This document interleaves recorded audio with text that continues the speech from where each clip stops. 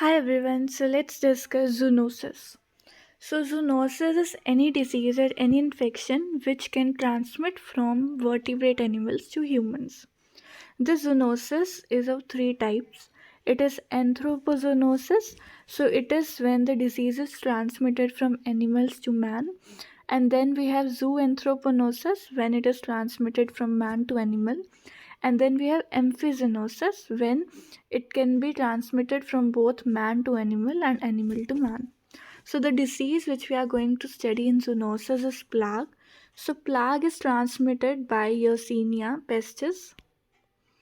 So the vector of plague is arthropod vector or the rat flea, and it is spread by feeding on the rodents.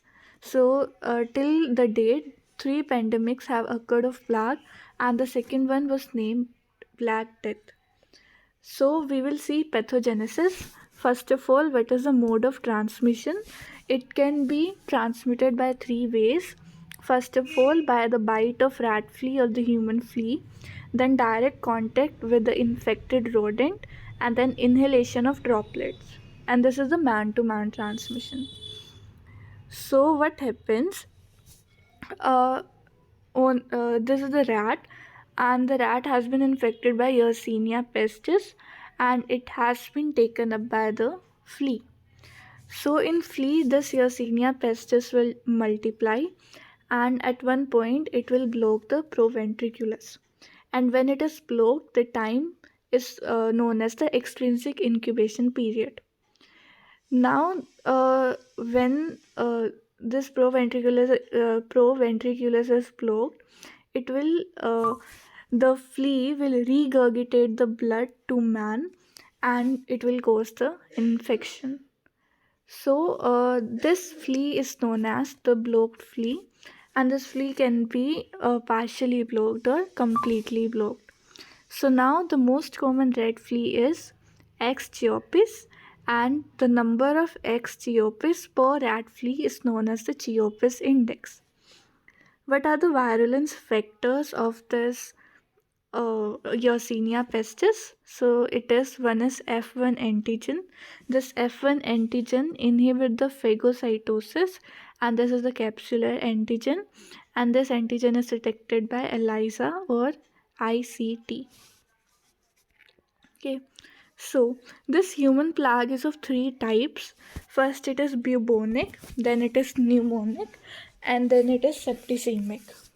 So, what bubonic plague is the most common type. In this, the bacilli through lymphatics goes to the lymph node, and they can be felt as tense, tender swellings, and these are known as bubors. And this do not spread, so they are not communicable, and if they are not treated, it can lead to disseminated infection, which can lead to secondary pneumonia or meningitis. From this buboes, the specimen collected is pus or aspirate. Next, we have pneumonic plague. Pneumonic plague is an agent of bioterrorism. Its natural infection is rare, and it is spread by droplet inhalation. And here the specimen collected is sputum or blood.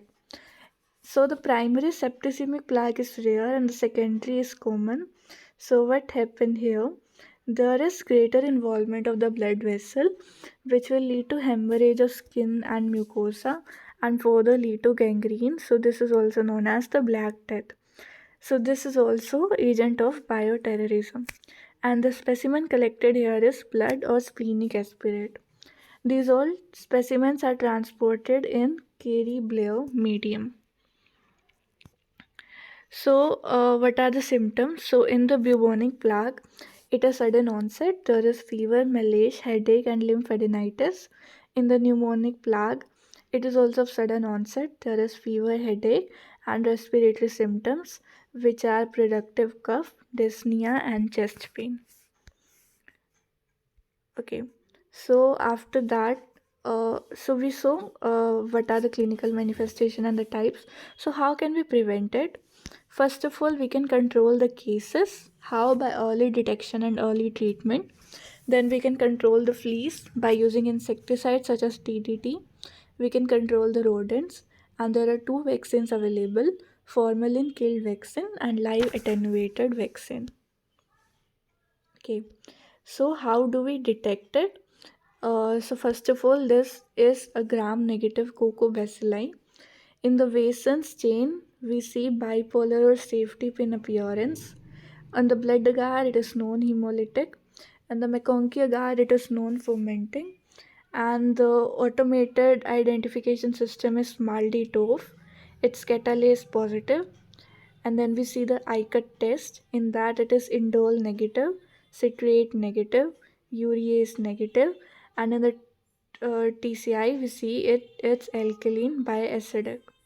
Then we can detect the antigen and antibody by ELISA or ICT, and then the molecular method is PCR. So, what is the treatment?